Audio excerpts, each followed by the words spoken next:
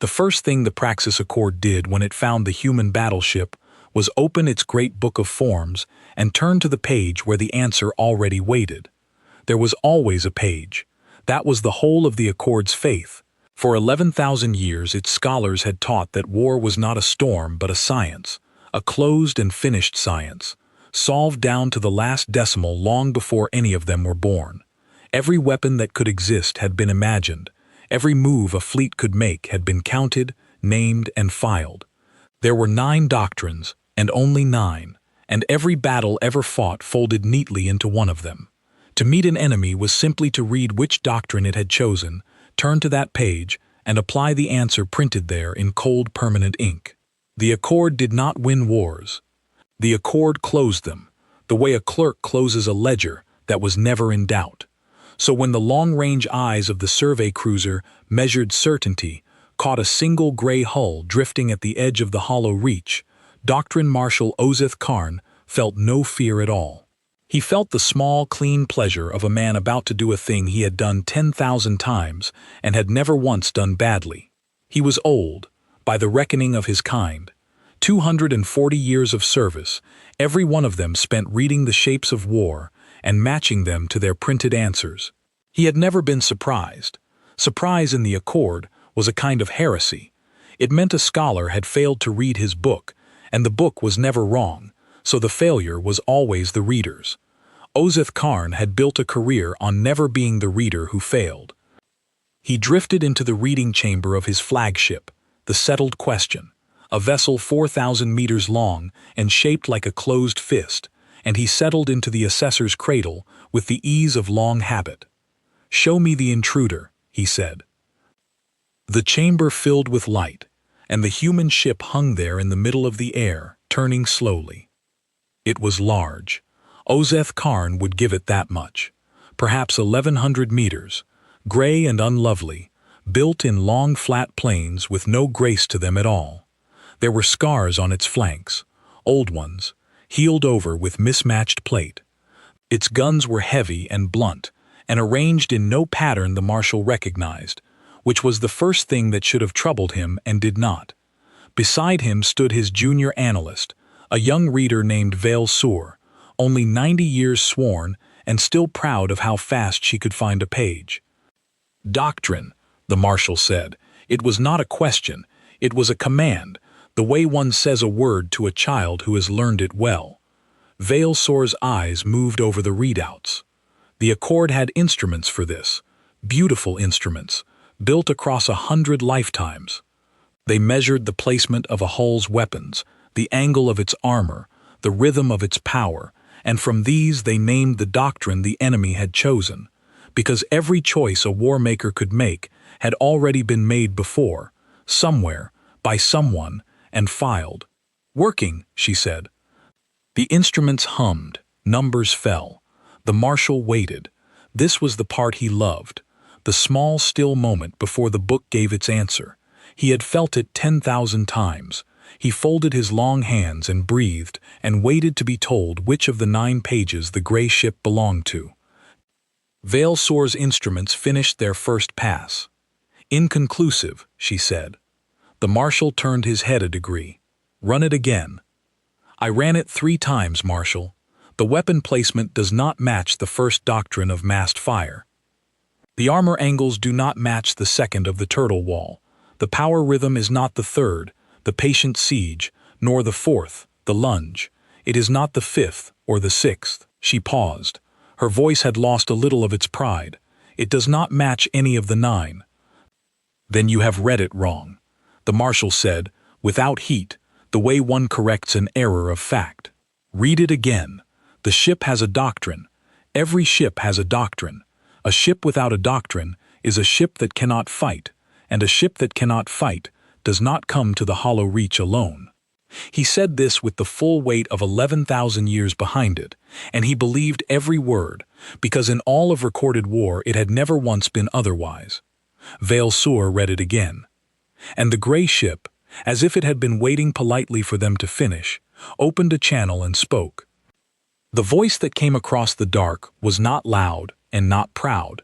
It was a woman's voice, tired and even, the voice of someone who had been awake too long and had stopped bothering to perform. She did not announce herself as a war leader. She did not list her conquests. She said something the Accord's translators struggled with for a full 3 seconds before they rendered it, because nothing in the book had a word for it. "This is the battleship Sovereign Hush," the voice said. "You're standing on a graveyard. Turn around." The reading chamber went very quiet. Ozeth Karn replayed the words twice in his own mind. A graveyard. The hollow reach was empty space, a thin dead stretch between 2 failed stars, of no value to anyone, which was precisely why the Accord's survey routes ran through it. There was nothing here to be a graveyard of. There never had been. "It is trying to frighten us," Veilsur said, and her young voice was glad to have something it understood. "That is a known form, the 8th doctrine, the bluff, the empty threat made by the weak to delay the strong. The book has answers for the 8th. "Yes," the marshal said slowly, "it does." But he was looking at the gray hull, at the heavy guns set in no pattern, at the scars healed in mismatched plate, and something very old and very quiet was moving in the back of his thoughts. Not fear. He did not yet have the language for fear. It was closer to the feeling a mathematician gets when a number he has trusted his whole life refuses, just once, to add the way it always has. He pushed it down. "Open the book to the 8th, he said. "Frighten it back. Show it the settled question and the 400 hulls behind us. Show it what reading is." The Accord did not travel alone. Behind the settled question, in a perfect lattice that had been drawn by the first scholars and never once improved because perfection cannot be improved, hung 440 warships of the Reading fleet. Each one was a copy of the next, because the book said that the strongest fleet is the one whose every hull is identical, every gun the same, every move the same, so that the whole fleet could be read and commanded as a single solved shape. 440 answers, all the same answer, repeated until it became a wall. The wall lit its guns and spoke the 8th doctrine at the gray ship, a wave of fire meant not to kill but to correct, to remind a small thing of its size. The Sovereign Hush did not answer the 8th doctrine. It did something the book had no page for. It moved. Not the way a ship moves when it has chosen a form and is executing it. The instruments could read that. That was their whole purpose. It moved the way water moves when you strike it, the way a thing moves that is not following a plan but is simply, alarmingly, alive. The barrage that should have corrected it found empty space. The gray hull slid through the Accord's perfect lattice of fire along a path that no scholar had ever drawn, because no scholar had ever needed to, because in 11,000 years no enemy had ever moved like a thing that had not been told how to move. It did not fire back. That was the part that would keep Ozeth Karn awake, in the time he had left to be kept awake. It slid through 400 guns, and it did not fire back, and when it had passed through the wall it simply turned, slow and patient, and faced them again from the far side. "This is the Sovereign Hush," the tired voice said again. "I asked you to turn around. I'm going to ask twice. Most of you have never met us. I'd like to keep it that way." Veilsur's instruments were screaming softly, a dozen needles all reaching for numbers that were not on their dials. "Marshal," she said, and now there was something in her voice that had never been there before. "It has no doctrine. I do not mean I cannot read it. I mean there is nothing to read. It is not choosing from the 9 and hiding its choice. It is not choosing at all. It is making the war up as it goes." Ozeth Karn was very still. In 11,000 years the Accord had taught one thing above all others, taught it to every child, carved it over the door of every reading hall in letters of cold blue stone. War is finished. War is solved. There is nothing left to invent. We did not learn this. We proved it. And out in the dark of the hollow reach, a gray ship full of tired humans was quietly, patiently, doing the one thing the Accord had proven could not be done. It was inventing.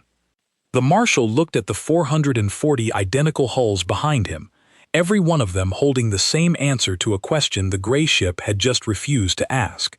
And for the first time in 240 years, Doctrine Marshal Ozeth Karn felt the cold, pure terror of a man who has been handed a number that will not add. He did not yet know the half of it.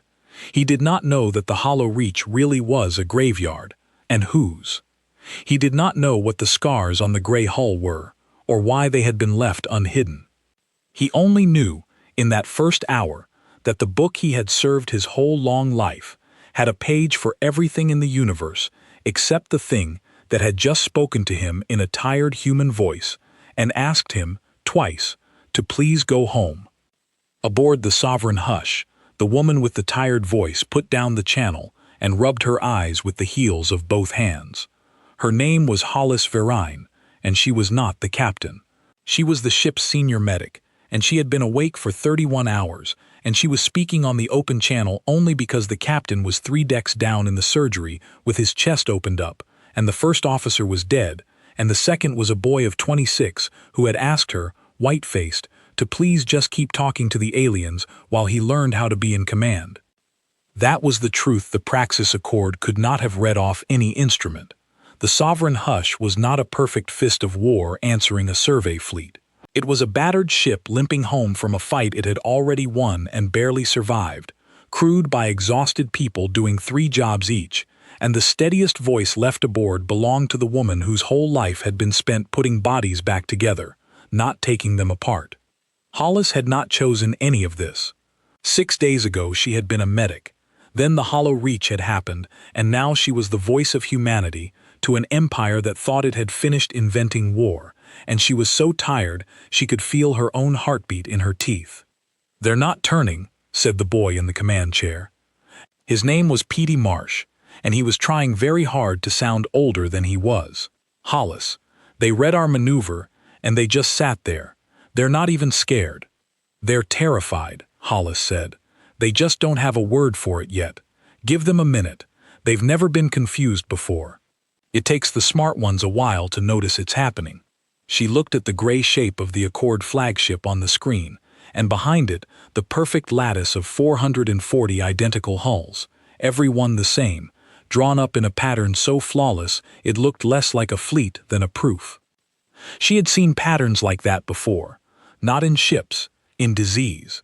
Hollis Verine had spent 11 years as a battlefield medic before she ever set foot on a warship, and the thing about a disease that kills well is that it is perfect. It does one thing the same way every time with terrible efficiency, and it never varies because variation would only slow it down.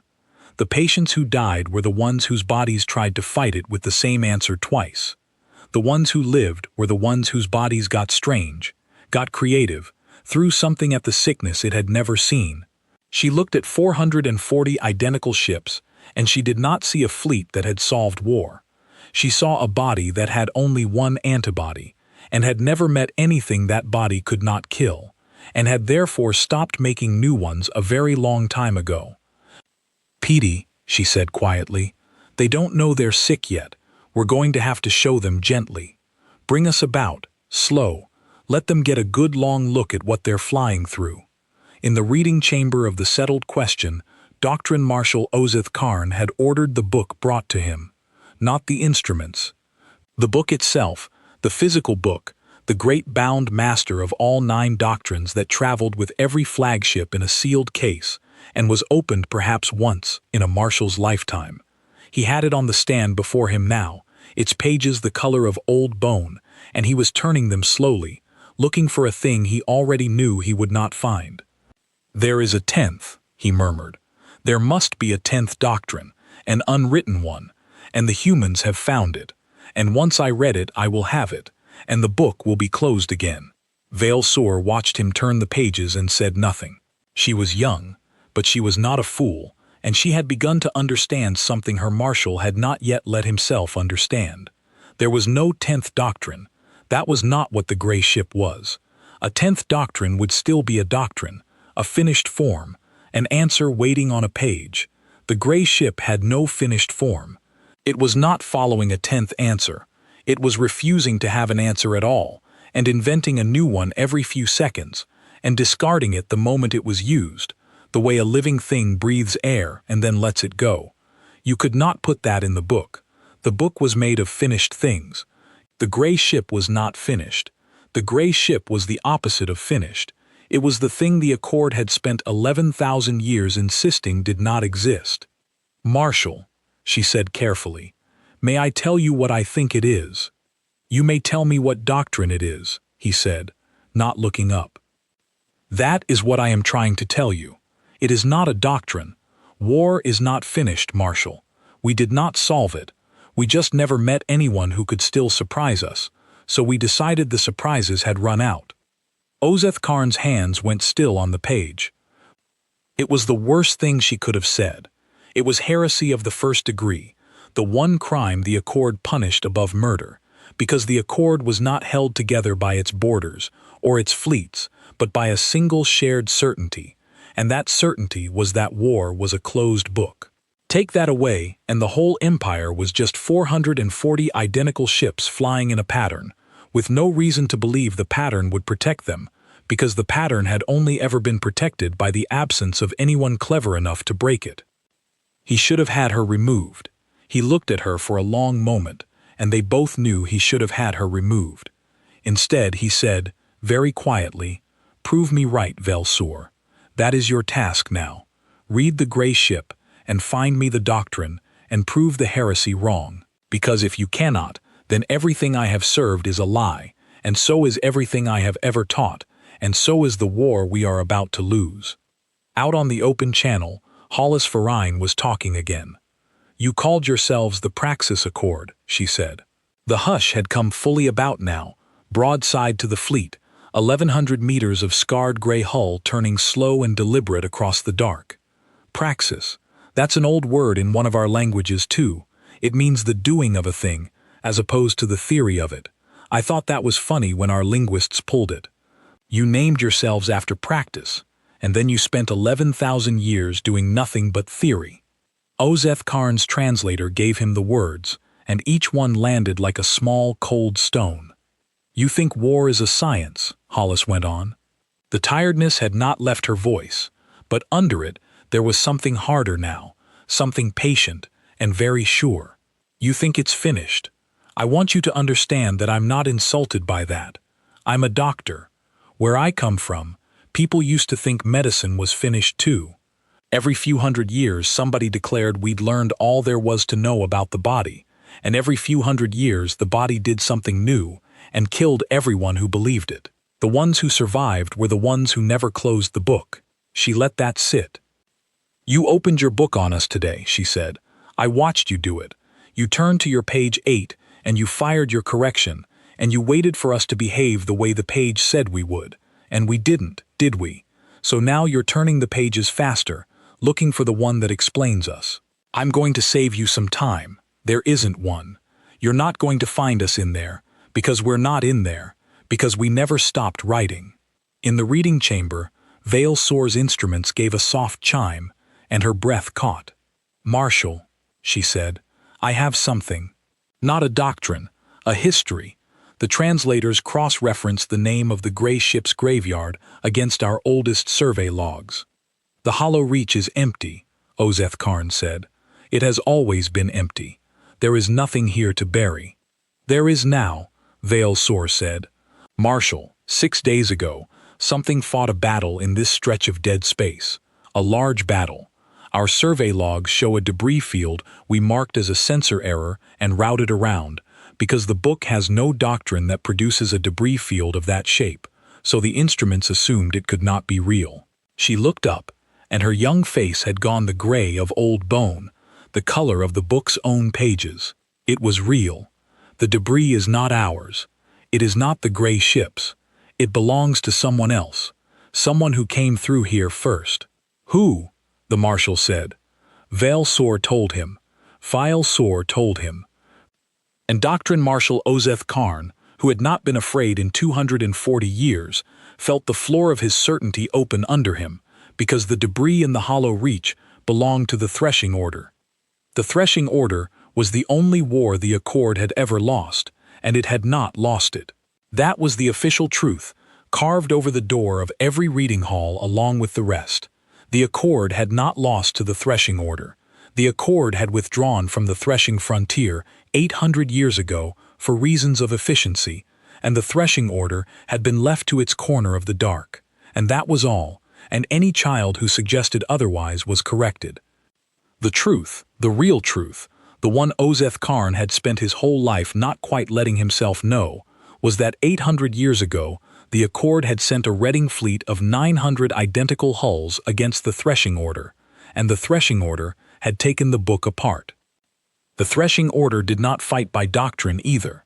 It was a swarm, a vast and hungry and changing thing, and it had looked at the Accord's perfect identical fleet and seen exactly what Hollis Varane saw now, a body with one antibody.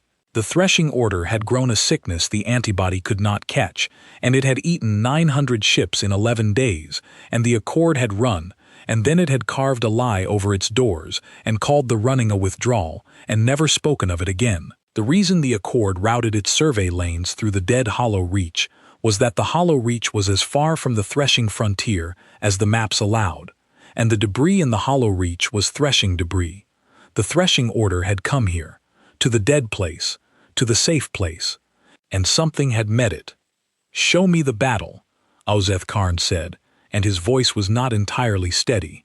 6 days ago, show me what killed the threshing ships." It took Veilsor's instruments a long time to assemble it from the scattered debris and the faint cold echoes left in the dark. When it came together, it played across the reading chamber in silence, and the two of them watched it the way you watch a thing you know will change you. The threshing order had come into the Hollow Reach 40,000 strong. A tide, a living wall of hungry changing ships, the same swarm that had eaten 900 Accord hulls in 11 days. It had come the way it always came, formless and vast and impossible to read, and it had found, waiting for it in the dead dark, a single gray battleship. One ship, the Sovereign Hush. 1,100 meters of scarred gray hull, alone, against 40,000. Ozeth Karn waited for the gray ship to die. Every instinct in him, every page of the book, said the gray ship must die. 40,000 against one was not a battle. It was an arithmetic, and the arithmetic was settled. The gray ship did not die. It did the thing the instruments could not read. It moved like a living body fighting a sickness, and it was a body that had never once stopped inventing new antibodies, and it met the formless tide with a thing more formless still. Where the threshing order changed, the gray ship changed faster. Where the swarm grew a new shape, the gray ship had already grown the answer and discarded it and grown the next. It was not stronger than 40,000 ships. Nothing was stronger than 40,000 ships. It was simply, endlessly, unbearably harder to predict, and the threshing order, which had survived 800 years by being the most unpredictable thing in the dark, met something that out-invented it, and could not understand what was happening to it, and came apart. The battle had lasted 19 hours. When it was over, the Hollow Reach was a graveyard, and the gray ship was alone in it, scarred and bleeding atmosphere from a dozen wounds, with its first officer dead and its captain dying and its medic awake at the channel. That was the ship the Accord had just fired its Page 8 at. That was the ship the Accord had ordered to turn around. The recording ended. The reading chamber was silent. Veilsor was the first to speak, and her voice was very small. "The threshing order ate 900 of our ships," she said, "and this one ship ate 40,000 of theirs, 6 days ago, and then it sat here in the graveyard and waited for its captain to wake up, and we flew into it, and we opened the book, and we fired Page 8.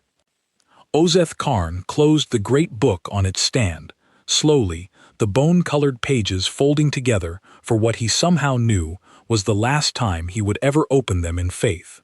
"It is not bluffing," he said. "When it told us we were standing on a graveyard, it was not invoking the eighth doctrine. It was telling us a fact, gently, so that we would understand who we were speaking to before we made a mistake we could not take back." He looked at the gray hull on the screen, at the scars he now understood, at the heavy guns set in no pattern because no pattern could hold a thing that refused to stop changing.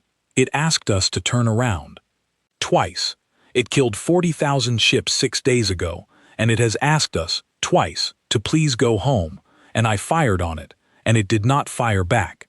He understood then the thing that Hollis Verlaine had been trying to tell him across the dark. The gray ship was not merciful because it was weak. It was merciful because it had already learned, long ago, the one thing the Accord had spent 11,000 years refusing to learn, that war is never finished, that every enemy you do not have to make is an enemy you do not have to out-invent forever, and that the strongest thing a ship that cannot be beaten can do is ask, gently, twice, for the other side to live. On the open channel, the tired voice spoke again, and it was answering a question Ozeth Karn had not asked aloud. "You've found the graveyard now," Hollis Verlaine said. "I can tell. You went quiet.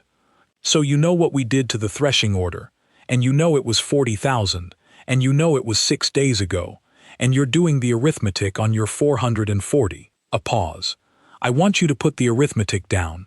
I didn't show you the graveyard to frighten you. I showed it to you so you'd understand that I am asking you to leave as a kindness, and not as a bluff. There's a difference. You spent 11,000 years unable to tell the two apart. I'm giving you a chance to learn the difference today, while it's still free." There was a man aboard the Settled Question who had not watched the recording of the graveyard, and would not have changed his mind if he had. His name was High Doctrinate Severin Auld, and he outranked Ozeth Karn, and he was everything the Accord made when it was proud of itself. He had memorized all 9 doctrines before his 40th year. He had never lost a reading.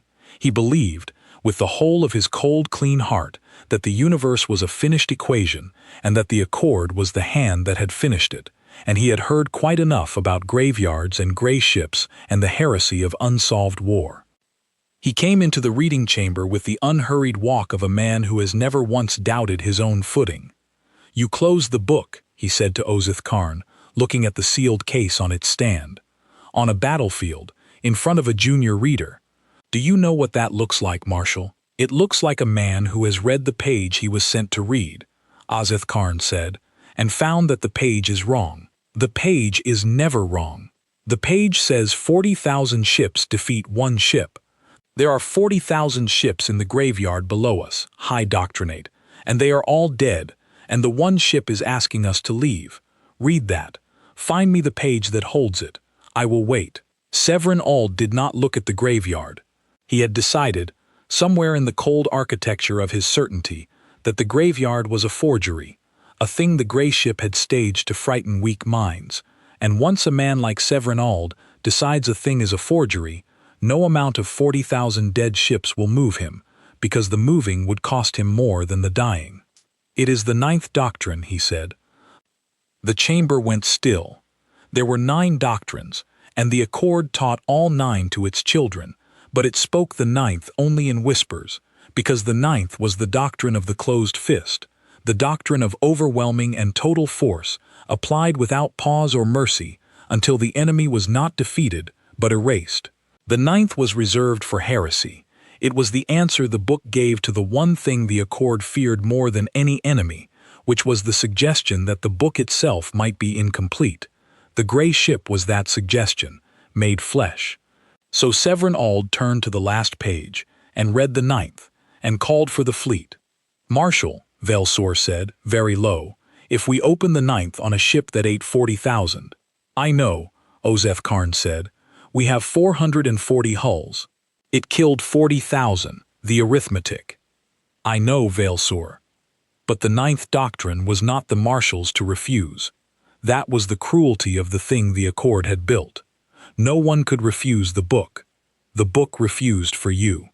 Severin Auld lifted his hand, and the 440 identical hulls of the Reading fleet drew themselves into the shape of the 9th, the closed fist, every gun aligned, every engine matched, the most perfect and total expression of force that 11,000 years of finished war had ever produced. And it was beautiful, and it was a single antibody, and it had only ever met things it could kill. On the open channel, Hollis Verlaine watched the fleet close into its fist, and she let out a long, slow breath. "Petey," she said quietly to the boy in the command chair, "they're forming up, the hard kind of formation. I think we just met their version of the man who'd rather be right than alive." What do we do? Petey Marsh's voice cracked on the second word, and he hated it. Hollis was quiet for a moment. Below her, 3 decks down, the captain's heart was beating on a machine she had wired by hand, and she could not be there, and that was the worst of it, that she had to do this instead of being where the dying man was. But she had done triage her whole life. Triage is just the art of choosing where your hands can do the most good, and right now her hands could do the most good at the channel, keeping 440 ships from making a graveyard of themselves. "We do what we did to the threshing order," she said, "except gentler, much gentler. The threshing order wanted to eat us. These people just think they understand a thing they've never actually seen. That's not the same crime. You don't kill a man for being wrong. You show him." She opened the channel wide, so that every hull in the fist could hear her, not just the flagship. "This is the sovereign hush," she said, "to every ship in the formation you're building. I know most of you can't refuse the order you're under. I've worked with people like that. I want you to hear me anyway, because in about 90 seconds something is going to happen that your book doesn't have a page for, and I'd rather you understood it than just survived it." In the reading chamber, Severin Ald's hand came down. 440 identical ships fired as one, in the most perfect barrage the Accord had ever assembled, a fist of overwhelming and total force aimed at a single gray hull, and every gun fired the same instant along the same solved arc, because the book said the strongest fleet is the one that acts as one, and for 11,000 years the book had been right. The barrage crossed the dark, and the sovereign hush was not where it had been. It had not dodged the way the instruments understood dodging, which was a chosen maneuver from a known doctrine that could be read and led. It had moved the way it always moved, the way a living body moves, by inventing a path in the half-second it had, and then never using that path again. The fist of the ninth doctrine closed on empty space. 440 perfect shots, all aimed at the solved location of a thing that had refused to be solved, found nothing but the cold of the hollow reach and the drifting bones of the threshing dead. And then the gray ship was among them, not destroying them. That was the thing Ozeth Karn would remember longest. It came into the heart of the perfect fist, 1,100 meters of scarred gray hull, moving in a way that broke the eye, and it did not fire to kill. It fired to teach. It put precise blunt shots through the gun mounts of the lead hulls, the guns and only the guns, disarming them the way a surgeon takes a weapon from a man's hand without taking the hand. It moved through the formation faster than the formation could reread it, and everywhere it passed, the perfect identical ships found their identical guns gone cold, their identical engines stilled, their identical certainty disarmed without a single crew lost. The ninth doctrine, the closed fist, the answer to all heresy, the most total force the Accord could produce, came apart in 90 seconds against one ship, and not one of the 440 crews died, because the gray ship had decided, on its own, without a book to tell it, that they did not have to. When it was over, the Reading fleet hung in the dark, disarmed, every gun cold, drifting in the wreck of the most perfect formation in 11,000 years, and the sovereign hush turned slow and patient in the middle of it, and faced the flagship again. "That's the second time I've asked," Hollis Verrain said. Her voice had not risen. It had not needed to. "I told you there'd be a page your book doesn't have. There it is. 440 ships, and not one of your people is dead. I want you to sit with that. Your perfect fist met us, and nobody died. That wasn't because we're kind. It's because killing you would have been the lazy answer, and we stopped accepting lazy answers a long time ago. That's the difference between a people who think war is finished and a people who know it never is. We had 100 ways to end you. We picked the one that lets you go home and tell the truth." In the reading chamber, High Doctrinate Severin Ald stood very still, staring at the disarmed fleet, and something in his face had broken in a way that does not heal. For Severin Ald, there was no graveyard he could call a forgery now. There was no recording he could refuse to watch. He had given the order himself. He had opened the ninth, the last and most total page, the answer the book kept for the end of the world, and the gray ship had walked through it the way a person walks through tall grass, and disarmed his entire fleet, and killed no one, and asked him politely to go home. If the ninth doctrine could fail, then there was no 10th. There was no page. There had never been a page. The book was not the finished map of a finished war. It was a child's drawing of a thing too large to draw, made by people who had simply never met anyone large enough to show them the edges of their own ignorance. 11,000 years, carved over every door. We did not learn that war is finished, we proved it. They had not proved it. They had only never been tested by something that could still invent. And now they had been, and the proof was a fleet of cold disarmed guns and a tired human voice asking, a third time would not even be needed, for them to please go home. Severin Auld did the thing that men like Severin Auld do when their whole world is taken from them in 90 seconds. He reached for the one weapon the gray ship had not disarmed. "There is a reserve," he said, and his voice was steady in the terrible flat way of a man who has decided to be right or be nothing. The high doctrinate does not travel without a reserve. The settled question carries the last reading. Ozeth Karn turned. "The last reading is not a weapon, Severin Auld. It is a doctrine of last resort against an enemy that cannot be defeated by force. It is meant for the threshing order. It was written 800 years ago by the scholars who survived the frontier, and it has never been used, and you do not understand what it asks of the ship that uses it." "It asks the ship to become the answer," Severin Auld said, "to stop reading the enemy, and to become a thing the enemy cannot read, to match the unsolvable with the unsolvable." His pale eyes were shining now with something that was not quite sanity. "We have been wrong all along, Marshal. The gray ship has no doctrine because it has become the last reading. We can do the same. We can meet it as an equal. One ship, ours, made unsolvable, against one ship, theirs." "You do not understand what the last reading costs," Ozeth Karn said. "You have never read it to the end. No one has. The scholars who wrote it did not survive writing it. It does not make a ship unsolvable, Severin Auld. There is only one way to make a thing truly impossible to read, and it is the way the gray ship has paid, and you have never paid for anything in your life." But Severin Auld was already at the master console, opening the sealed reserve of the settled question, and Vale Sur was reading the numbers as they came up, and her face had gone past gray into a color that the Accord's bone-pale pages had never quite reached. "Marshal," she whispered, "the last reading. I see what it does now. I see what it costs. Tell me," she told him.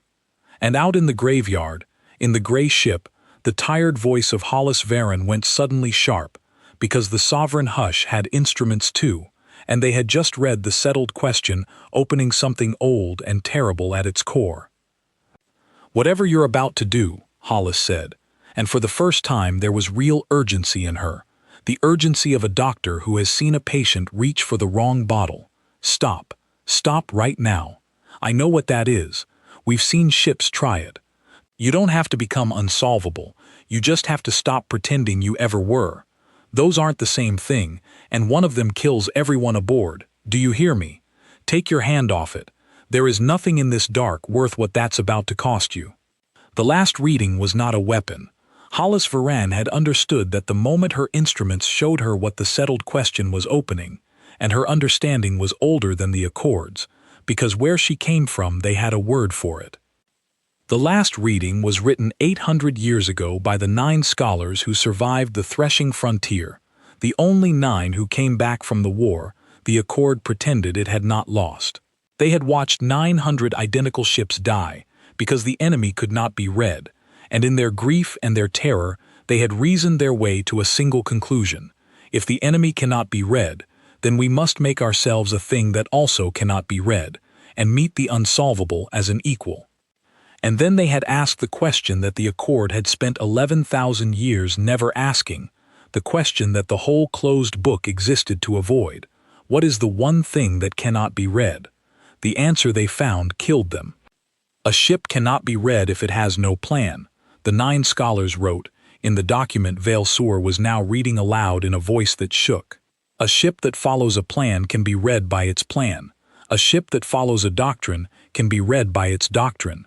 The only ship that cannot be read is a ship that has surrendered all reason, all coordination, all command, and acts as pure chaos. To become unreadable, a ship must give up the very thing that makes it a ship. It must give up its mind. The last reading was a protocol that would take the settled question and sever every link between command and crew, between intent and action, between cause and effect. It would make 4,000 meters of warship into a thing of pure, undirected violence, impossible to predict because there was nothing left inside it to predict, a fist with no hand, swinging forever at everything around it, including itself. The 9 scholars had tested it on a single hull. They had recorded what happened. Then they had sealed the last reading in every flagship and prayed it would never be opened, because the test hull had not become unreadable. It had become a wound. It had torn itself and everything near it apart, blindly, for 9 hours, until it ran out of things to tear, and then it had drifted, silent, with everyone aboard it dead, having killed them all itself. That was the doctrine Severin Ald had his hand on. "It will not make us unsolvable," Vale Soar said, looking up from the document with tears standing in her eyes. "It will make us nothing. It does not turn us into the gray ship. The gray ship is not chaos, Marshal. I see it now. I have been reading it wrong this whole time, the way we read everything wrong, because we only know how to look for plans. The gray ship is not unsolvable because it has no plan. It is unsolvable because it has 1,000 plans and the wisdom to choose between them faster than we can read one. It is not less than a doctrine. It is more than a doctrine. The last reading would make us less. It would make us the test hull. It would make us a graveyard with our own name on it." Ozeth Karn looked at Severin Ald, whose hand had not moved from the console, whose pale eyes were fixed on the gray ship in the dark, with the awful hunger of a man who would rather destroy himself than admit the shape of the world had changed. "Severin Ald," the Marshal said, very quietly, "you heard her. You heard the human. The last reading does not make us the gray ship. It makes us the thing the gray ship killed in this graveyard. The threshing order was chaos, high doctrinate.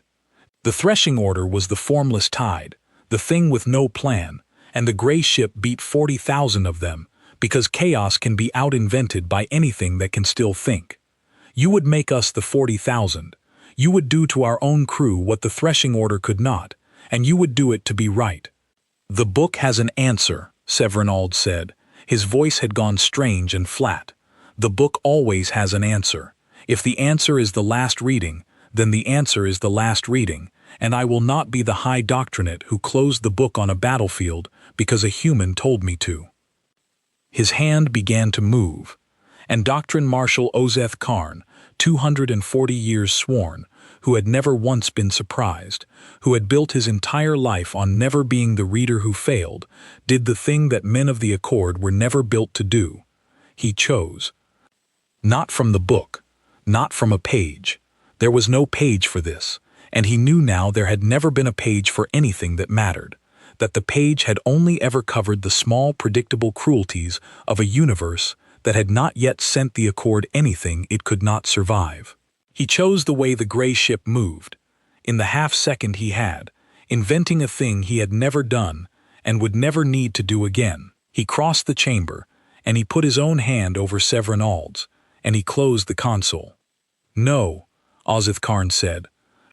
For a moment the two of them stood there, the old Marshal and the proud doctrinate, hands locked over the sealed weapon, and the whole 11,000-year argument of the Accord stood with them, the argument between the people who believed war was finished and the one tired truth, spoken across the dark by a human medic, that it never had been. "You have no authority," Severin Ald said. "You closed the book. You are no longer a reader of the Accord." "I am no longer a reader of the Accord," Ozeth Karn agreed. "I am something the Accord does not have a word for yet. I am a man who looked at the graveyard and believed it. That is all I am now, and it is enough to stop you, because you have never once in your life done a thing you could not first find on a page, and I have just done one, and you do not know how to read me." It was true.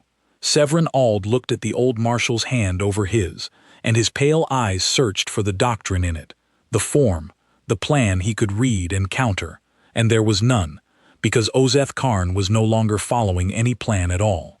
He was simply choosing, moment to moment, like a living thing, like the gray ship, and the high doctrinate, who had memorized all 9 doctrines before his 40th year, had no idea what to do with a man who had stopped using them.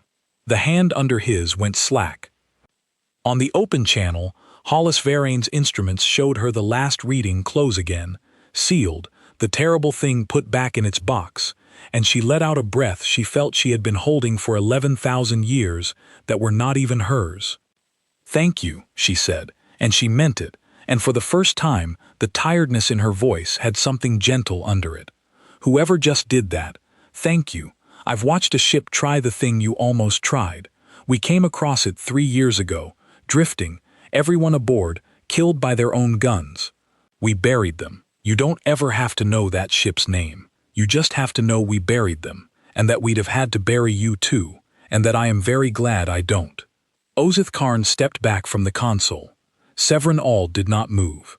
The fight had gone out of the high doctrinate all at once, the way it goes out of a man who has reached the bottom of his certainty and found nothing under it but the cold, and he sat down slowly on the floor of the reading chamber, a man who had been right his whole life and had just learned that being right had never been the same thing as being correct. The marshal turned to the screen, to the gray ship, to the scarred, patient shape of the sovereign hush turning slow in the graveyard it had made. "I would speak to your captain," he said, and his voice was not a marshal's voice anymore. It was just a voice. "I have disarmed nothing of yours.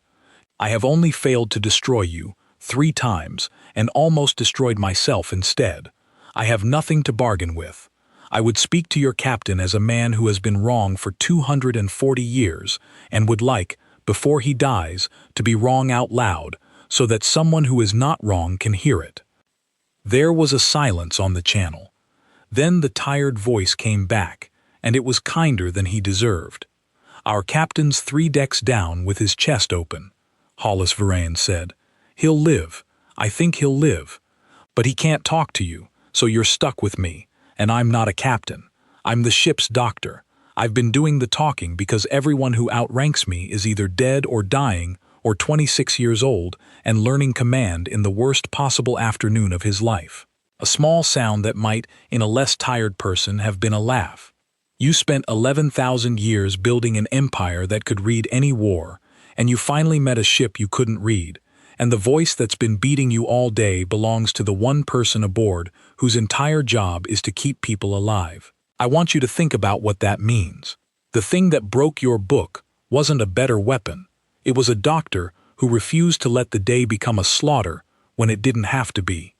Ozeth Karn closed his eyes. "It means," he said slowly, "that we never understood war at all. We understood killing. We built a perfect science of killing, and we called it war, and we carved it over our doors. But war is the thing that happens before the killing and after it, the choosing and the sparing, and the asking twice. We had no page for the asking. We had no page for you. You have been at war with us all day, Doctor, and no one has died, and that is a kind of war my people did not know existed, and it is the only kind your people came here to fight. Now you're getting it," Hollis Varane said softly. "Took you long enough. Most of you are quicker than your book lets you be." The gray ship hung in the graveyard, patient and scarred and undefeated, and around it the disarmed Reading fleet drifted with its cold guns, 440 crews alive who had every right to be dead, and in the reading chamber of the settled question, an old marshal stood over a broken doctrinate and understood, at last and all at once, that the most dangerous thing in the universe was not a fleet of 40,000 or a fist of overwhelming force. It was a single patient ship full of tired people who had never once decided that they had finished learning how to fight. The lesson was not finished, because the graveyard was not finished, because the dead do not always stay where they are buried. Vale Sur felt it before any of them, in the soft, cold hum of the instruments she had never once been able to switch off, the instruments that had spent her whole life reading the shapes of war. They gave a single low note she had never heard them give, and her blood went to water. "Marshal," she said, "something is coming into the Reach." Ozeth Karn turned from the screen. "The gray ship is leaving. There is nothing else here. There is now. Her hands were shaking on the readouts. It is large. It is changing. It does not hold a shape long enough for the instruments to name it. She looked up, and the word she said next was the worst word in the accord, them. The word carved into 800 years of buried shame. Marshal. It is the threshing order. They have come back for their dead. The reading chamber went cold and silent. It made a terrible sense, the kind of sense that arrives all at once and feels like falling. The threshing order had lost 40,000 ships in the Hollow Reach 6 days ago, and the threshing order was a swarm, a hive, a single hungry changing will spread across uncountable hulls, and a swarm does not mourn its dead the way a person does. It does something colder. It comes back to the place where the dead were made, to learn the shape of the thing that made them, so that it can grow the answer and never be surprised by it twice. The threshing order had not come to bury its 40,000. It had come to study the graveyard and to find the gray ship, and to eat it before it could teach the gift of dying to anyone else. And it had found, waiting in the dead dark, not one impossible gray ship, but that ship and 440 disarmed Accord hulls with cold, useless guns. They are defenseless, Veilsur whispered, and she did not mean the gray ship. She meant the fleet. She meant her own people, 440 crews, every gun stilled by the sovereign hush an hour ago, hanging in the open with nothing to fight back with. The threshing order will go through us like the gray ship went through us, except it will not spare anyone. It does not spare. That is the difference. That was always the difference. And we spent 11,000 years too proud to see it. On the open channel, the sovereign hush had stopped turning. It hung there, half come about, its scarred gray flank to the disarmed fleet, and its blunt prow now swinging back toward the cold edge of the reach where the new thing was gathering. And when Hollis Varane's voice came across the dark, it had changed. The tiredness was still in it, but under the tiredness now was something the Accord had no instrument that could read, a steadiness so total it sounded almost like calm, the calm of a doctor who has just heard the monitor change tone and already knows what her hands are going to do. "They're back," Hollis said. It was not a question. "The ones we fought 6 days ago. They came back for us. They came back for you," Ozeth Karn said. "For the gray ship. And we are in the way, disarmed, by your hand." "Doctor." He did not know how to ask it. There was no page for asking it. "You took our guns. You spared us. And now the thing that spares no one is here, and you have left us nothing to die with, let alone fight with. I do not ask you to save us. I have no right. I only tell you what you already know. If you leave now, you live. The threshing order wants the ship that made the graveyard, and that ship is you, and the fastest way to safety is the door behind you. We are not your people. You owe us nothing but the mercy you have already spent." There was a silence on the channel, and in it Veilsur watched the new shape on the instruments resolve and unresolve, 40,000 new faces growing in the dark, the swarm pouring into the hollow reach to reclaim its graveyard. Then the sovereign hush finished its turn the wrong way, not toward the door, toward the swarm. 1,100 meters of scarred gray hull, bleeding atmosphere from a dozen wounds that had not yet been mended, a captain 3 decks down with his chest still open, a boy of 26 in the command chair, and a doctor at the channel, turned its blunt prow to 40,000 changing ships and put itself, deliberately, between the threshing order and the disarmed fleet of the people it had every reason in the universe to leave behind. "Marshal," Hollis Varane said, and her voice was very quiet and very sure. "I'm going to tell you something, and I need you to hear it the way I mean it, because we don't have long. I did not disarm your fleet, so the threshing order could eat it. I disarmed your fleet because your guns were pointed at me, and a gun pointed at me is a gun that's going to make a mistake. That's all it ever was. I took the guns. I didn't take the crews. There's a difference, and you've spent all day learning the difference, so learn this part of it too. A breath. I'm not going anywhere. You're behind me now, all 440 of you. The door's at my back, and it's staying there. We don't leave people behind us to be eaten, not even people who fired page 8 at us this morning, especially not them." Ozeth Karn could not speak. In 11,000 years of finished war, the Accord had 1,000 pages for what you did with a defeated enemy. You catalogued them, you absorbed them, you erased them, you left them to die in the dark if leaving them was efficient. The book had no page, not one, in which the thing that had beaten you turned around and put its own wounded body between you and your death, for nothing, expecting nothing, because it had simply decided that you were people, and people are not left behind. There was no doctrine for it. There would never be a doctrine for it, because it was not a doctrine. It was the thing doctrines were a child's drawing of. You cannot fight 40,000 again, Veilsor said into the channel, and there were tears on her young face. You are already hurt. You barely lived the first time. You have nothing left to invent. That's the thing about us, Hollis Verine said, almost gently. We always have something left to invent. That's the whole secret. There is no bottom to it. The day we hit the bottom of it is the day we stop being us. And that day hasn't come, and it isn't coming today. Her voice hardened, just slightly, just enough. Petey, bring her up to full. Everything we've got. We're going to do this in front of an audience, and I want them to see exactly how it's done, because they're going to need to know how, after we're gone. Open the channel to the whole Accord fleet. Leave it open. Let them watch. And then the threshing order came on, and the sovereign hush met it the way it had met it 6 days before, the way the Accord had now seen with its own eyes, and still could not believe. It did not hold a line. A line could be read. It did not choose a doctrine. A doctrine could be grown around. It moved like a living body fighting a sickness it had fought 1,000 times and never the same way twice, and where the swarm grew a new shape the gray ship had already discarded 3 answers and was on its 4th, and where the swarm changed the gray ship changed faster, endlessly, patiently, a single wounded hull out-inventing 40,000 hungry ones because it had never once in its long-scarred life decided it had finished learning how. But this time it was not alone in the dark with the swarm.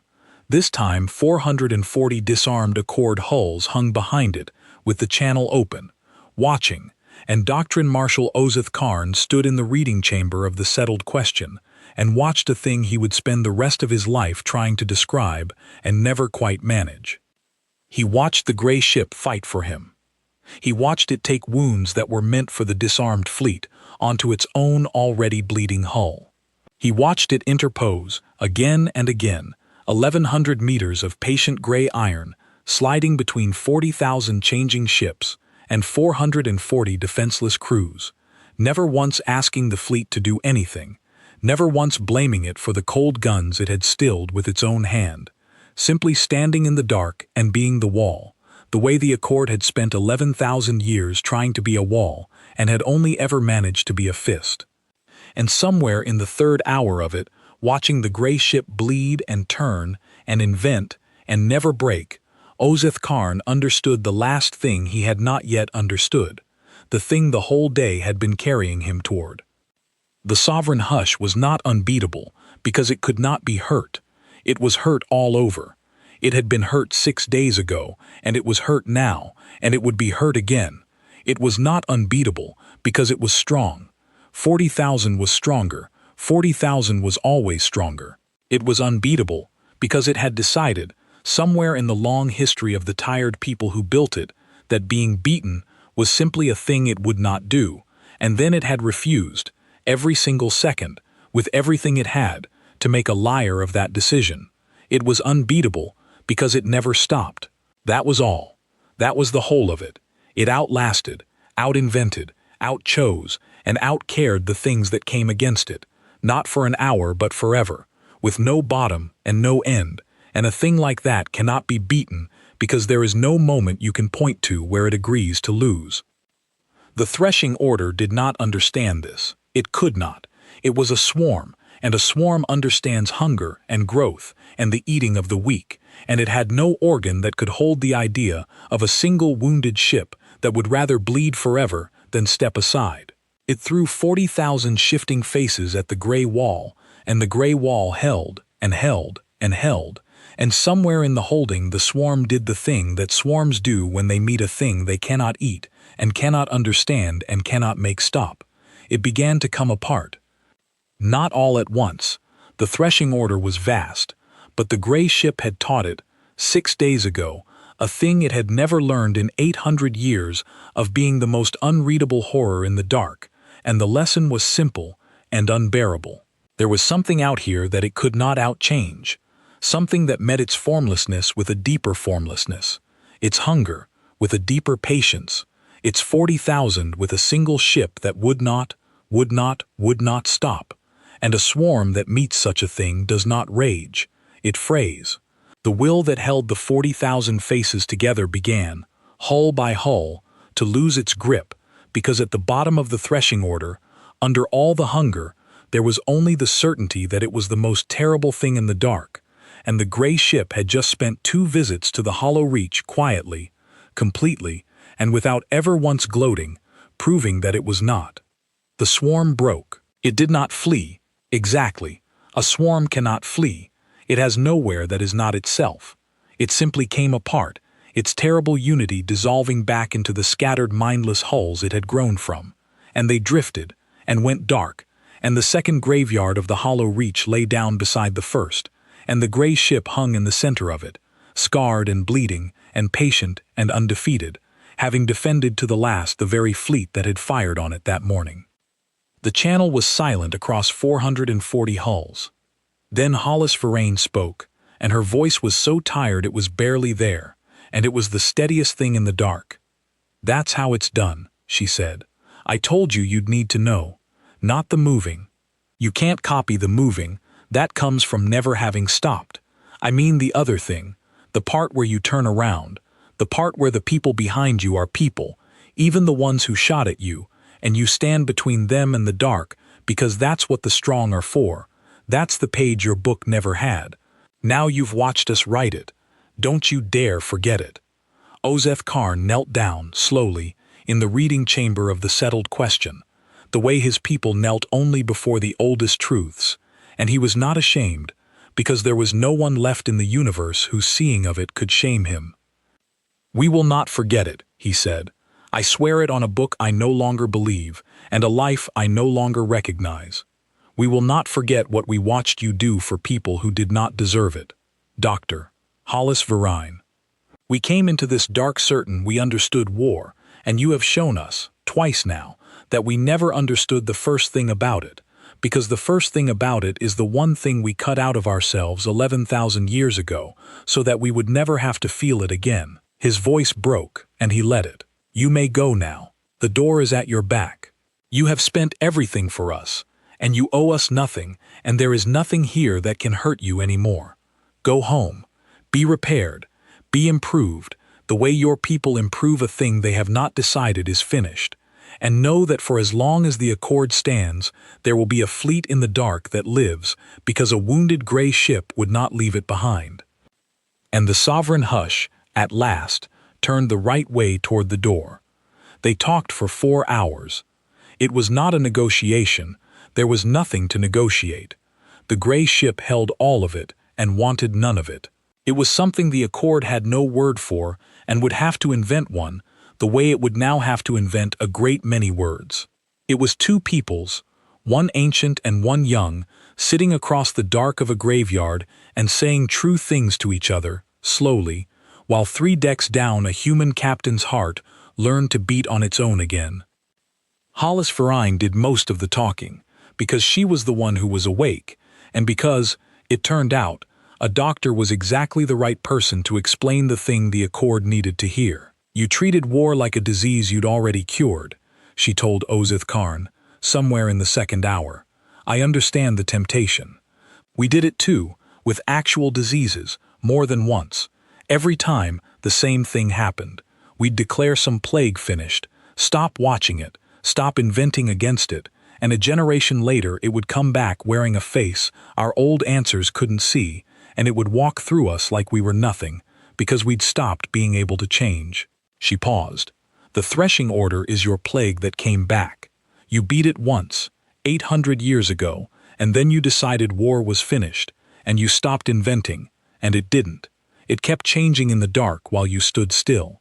And then it came for you again, here, in the dead place you thought was safe. And you met it, the Marshal said. And we met it, because we never stopped inventing. That's the whole secret, Marshal. There's nothing else to it. We're not stronger than you. We're not smarter than you. One for one. We just never let ourselves believe we'd finished learning, and so when the threshing order showed up wearing 40,000 new faces, we had 40,001 answers, because we'd been making new ones the whole time you were carving old ones over your doors. The Marshal was quiet for a time, and the gray ship and the disarmed fleet hung together in the new and older graveyards.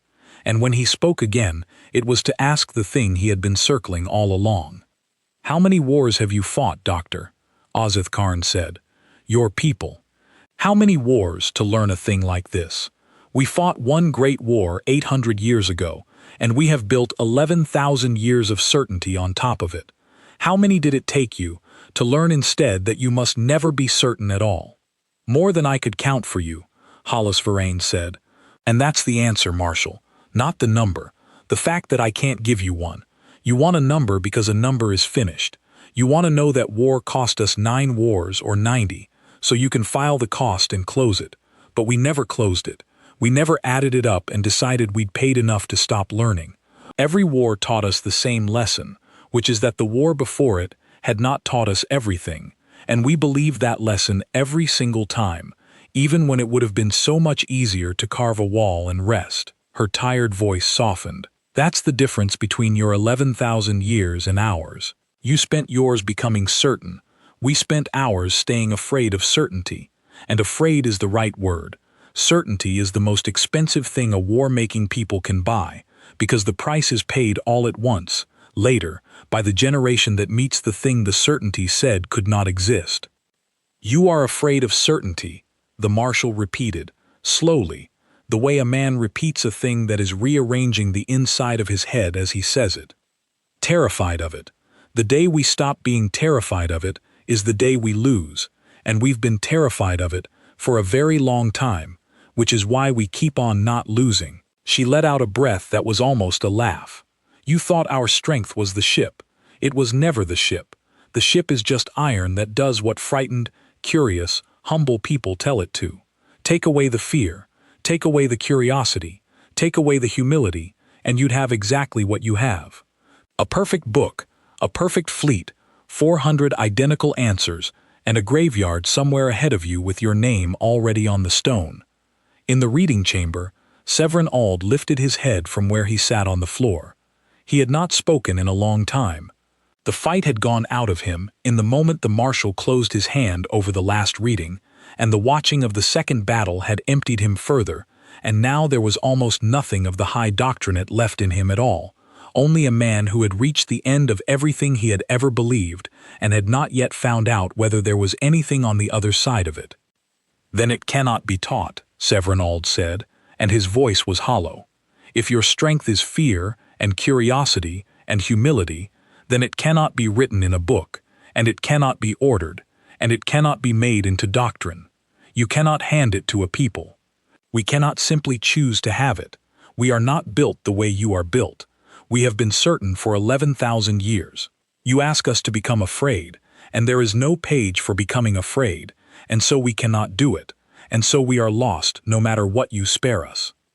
It was the truest despair the Accord had ever spoken aloud, and Hollis Varane answered it gently, because she had spent her life answering despair gently.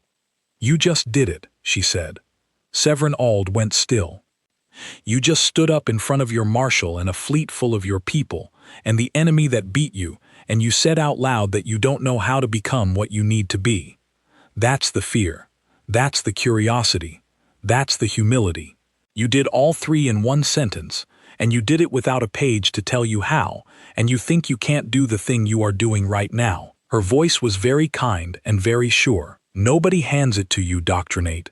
You're right about that part. It isn't a doctrine, and it can't be ordered, and there's no page, but it isn't out of reach either. It starts exactly where you just started, with one person saying, out loud, in front of everyone, 'I do not know.' The rest is just having the courage to say it again tomorrow, and the day after, forever, and never once deciding you've said it enough. Ozeth Karn looked at the broken doctrinate, and then at the screen, at the gray ship, and something moved in his old face that was almost hope. "That is the whole of your secret," the Marshal said. "3 words, I do not know, and the courage to keep saying them." "That's the whole of it," Hollis Verrain agreed. 11,000 years, and we beat your perfect book with 3 words, and the refusal to ever stop meaning them. It isn't fair, I know. You built something so much grander than 3 words. But the grand thing was finished, and the 3 words never are, and in the end the unfinished thing always outlasts the finished one. That's not a law of war, Marshal. That's just a law. It's true of ships and books and people and empires and everything else that ever tried to decide it was done. In the reading chamber, Vale Sur listened to all of it and wrote none of it down, because there was no page to write it on, and that was the point, and she understood the point now better than anyone aboard. She was 90 years sworn. She would live, by the reckoning of her kind, perhaps 300 years more, and she understood, listening to the tired human doctor, that she was going to spend all 300 of those years doing the one thing the Accord had forbidden for 11,000. She was going to keep the book open. She was going to fill its empty pages, not with finished answers, but with questions, and she was going to teach the children who came after her that the questions were the whole of it, that a people who think they have finished learning war have only finished learning how to die. "What happens to us now?" Ozeth Karn asked, near the end of the 4th hour. "You hold the field. You hold our lives. You have asked for nothing. I do not understand a victory that asks for nothing. That's because you only ever fought the kind of war where winning meant taking something," Hollis Verrain said. "I'm not going to take anything from you. I don't want your worlds. I don't want your fleet, what's left of it. I don't even want your surrender, because a surrender is just another thing in the book, another finished form, and I'm trying to teach you there are no finished forms." Her voice was very gentle now, the gentleness of someone delivering a hard truth to a patient who is finally ready to hear it. "Here's what I want. I want you to go home. I want you to take your 440 crews who are alive when they should be dead, and I want you to fly them back to wherever the Accord keeps its doors, with the old lie carved over them. And I want you to tell the truth. That's all. That's the only thing I'll ever ask of you. Go home and say it out loud. War is not finished. We never proved it.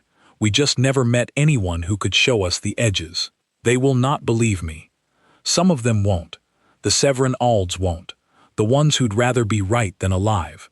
But you'll have 440 crews who were there, and you'll have her." The channel could not point, but somehow Ozeth Karn knew she meant Vale Sur. "And you'll have your own 240 years, which nobody can take from you, and which now say a different thing than they used to. That's how a lie this old dies. Not all at once, one honest voice at a time, until there are too many to carve over." Ozeth Karn was quiet for a long moment. "And if we do not," he said, "if we go home and carve a new lie, if we call this a withdrawal, the way we called the threshing frontier a withdrawal, if we decide the gray ship was a forgery and the graveyard a trick, and we learned nothing here at all, you hold our lives now, you could make sure we cannot lie, you could end us, here, and the truth would end with us, and no new lie could ever be carved." The Marshal's voice was not afraid. It was only honest. "Why are you letting us go to maybe lie again? You of all people who have seen what an old lie costs, why not finish it?" It was the question the whole day had been building toward, and Hollis Verrain answered it slowly, because it mattered that she get it right. "Because finishing it would make me you," she said. "The moment I decide I know exactly how your story ends, the moment I decide the only safe Accord is a dead one, and there's no page where you do better, I've closed the book on you. I've made you finished.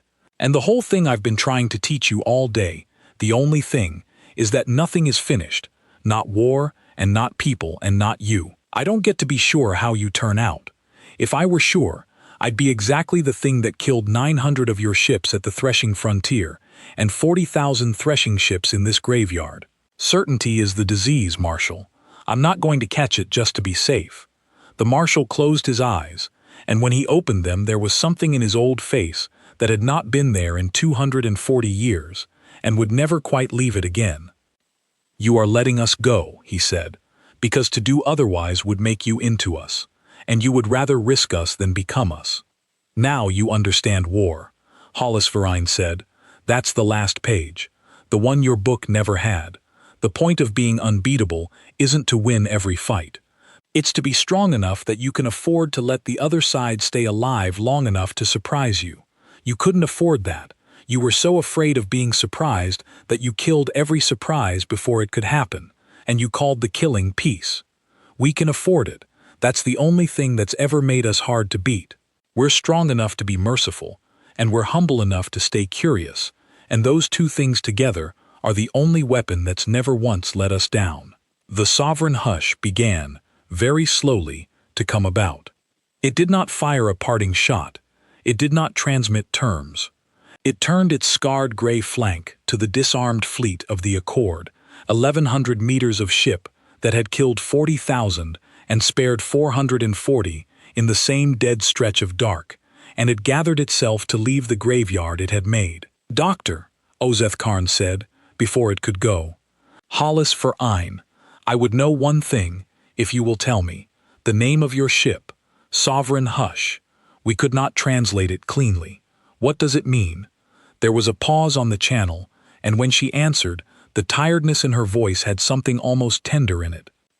"A hush is the quiet that falls when something larger than the room walks into it," she said. "And sovereign means it answers to no one. We didn't name her for her guns. We named her for the moment you're living through right now. The moment a people who thought they understood war go quiet, all at once, because something walked in that they don't have a word for yet." She let that settle. "You've been in the hush for 4 hours, Marshal. Most species never get out of it. The ones that do are the ones that stop talking long enough to listen and then go home and tell the truth. Go be one of those. I think you might have it in you." And the sovereign hush turned the last of the way around and slid out of the graveyard, out past the cold guns of the disarmed fleet, out toward the thin light of a star that was not the Accords, and it did not look back, because it did not need to, because there was nothing behind it that it had not already given every chance to live. In the reading chamber of the settled question, 3 figures watched it go.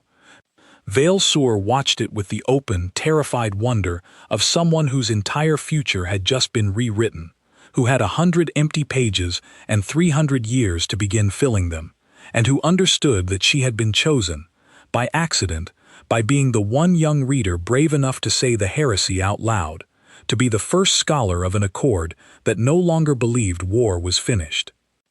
Severin Auld watched it go from the floor where he sat, a man emptied out, and what he would do with the rest of his days no one could read, because for the first time in his life there was no page that held him either, and that was either the beginning of his ruin or the beginning of his repair, and the gray ship had, on purpose, left it undecided. And Dr. Marshal Ozeth Karn watched it go with the great sealed book at his side, the book he would carry home, the book whose first 9 pages he would never trust again, and whose 10th page he had already begun, in his mind, to write. The 10th page would not be a doctrine, he knew that now. It would be a single line, the only true thing the Accord had learned in 11,000 years, and he would carve it over every door where the old lie had been, and it would say what the gray ship had spent 4 hours and 3 spared barrages and 1 almost suicide teaching him. War is not finished. It was never finished. Anyone who tells you it is telling you how they intend to die. The reading fleet limped home over the following weeks.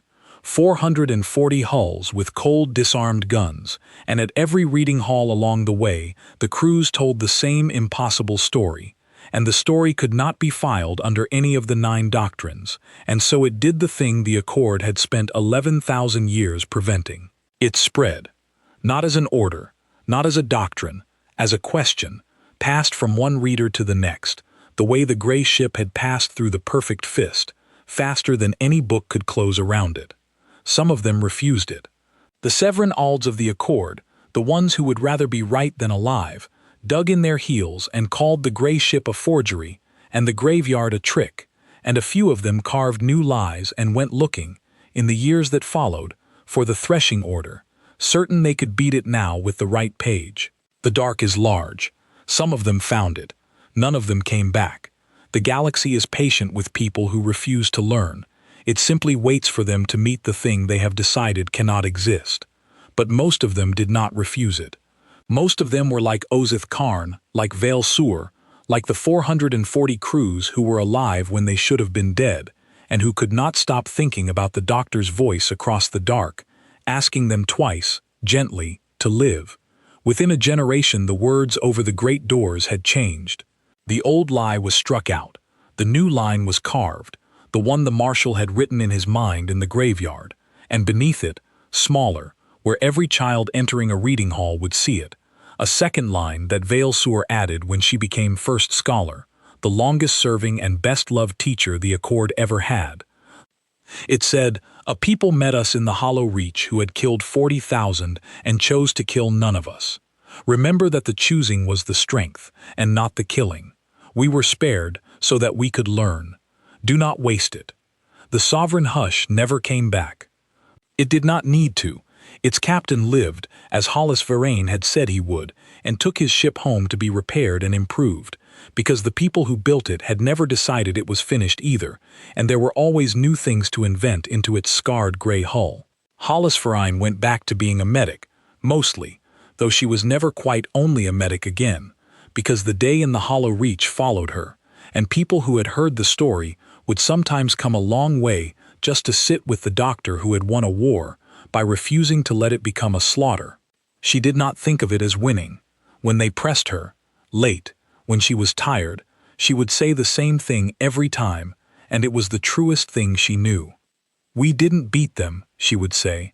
"Beating them was never the point. We showed them the edge of what they thought they knew, and then we trusted them to walk back from it on their own. Most of them did. That's not a victory. That's just two peoples ending up with one less war between them, which is the only kind of winning that ever lasts." Far away, in a reading hall whose doors no longer carried a lie, an old marshal in his last years would tell the same story to the young readers who gathered to hear it, and he always ended it the same way, looking at their open, uncertain faces, the faces of a people learning to be unfinished. "They asked us to turn around," Ozith Karn would say, "twice, and we did not, because we thought we understood war, and a people who think they understand war cannot hear a kindness when it is offered to them. We heard it only after the gray ship had walked through everything we were and left us all alive to be ashamed. So when an enemy asks you, gently, to go home, I want you to remember the Hollow Reach. I want you to remember that the strongest thing in that dark was not the ship that killed 40,000, it was the tired voice aboard it that did not want to kill us and was strong enough not to have to." And then the old marshal would close the book, the way he had closed it in the graveyard, and the young readers would understand that the closing was not the end of learning but the beginning of it, and somewhere in the great quiet of the Accord, 11,000 years of certainty would finally, gratefully, go still. The hush had walked into the room, and the room, at last, had learned to listen.